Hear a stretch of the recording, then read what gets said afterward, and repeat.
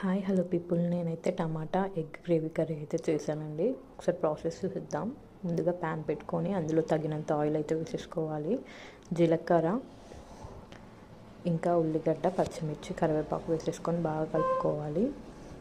అలాగే కొంచెం మగ్గనిచ్చుకున్న తర్వాత అల్లం వెల్లుల్లి పేస్ట్ వేసేసుకొని కొంచెం మగ్గనిచ్చి పచ్చివాసన పోయేదాకా కలుపుకొని పసుపు కూడా వేసేసుకోవాలి. బాగా కలుపుకున్న తర్వాత మిక్స్ చేసి పెట్టుకున్న టమాటో పేస్ట్ని అందులో వేసుకొని బాగా కలుపుకోవాలి.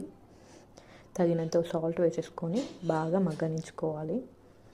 తర్వాత కారం, ధనియాల పొడి వేసేసుకొని బాగా కలుపుకోవాలి. ఎగ్స్ని కట్ చేసేసుకొని ఒక్కొక్కటిగా వేసేసుకోవాలి. కొంచెం వాటిని అటు ఇటు తిప్పుకున్న తర్వాత మూత పెట్టేసుకొని సర్వ్ చేసేసుకుంటే చాలా బాగుంటుంది. సబ్స్క్రైబ్ చేసుకోండి.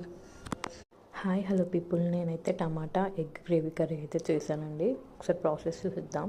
ముందుగా ప్యాన్ పెట్టుకొని అందులో తగినంత ఆయిల్ అయితే వేసేసుకోవాలి.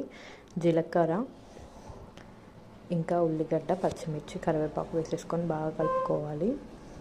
అలాగే కొంచెం మగ్గనిచ్చుకున్న తర్వాత అల్లం వెల్లుల్లి పేస్ట్ వేసేసుకొని కొంచెం మగ్గనిచ్చి పచ్చివాసన పోయేదాకా కలుపుకొని పసుపు కూడా వేసేసుకోవాలి. బాగా కలుపుకున్న తర్వాత మిక్స్ చేసి పెట్టుకున్న టమాటో పేస్ట్ని అందులో వేసుకొని బాగా కలుపుకోవాలి.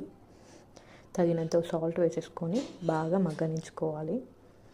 తర్వాత కారం, ధనియాల పొడి వేసేసుకొని బాగా కలుపుకోవాలి. ఎగ్స్ని కట్ చేసేసుకొని ఒక్కొక్కటిగా వేసేసుకోవాలి.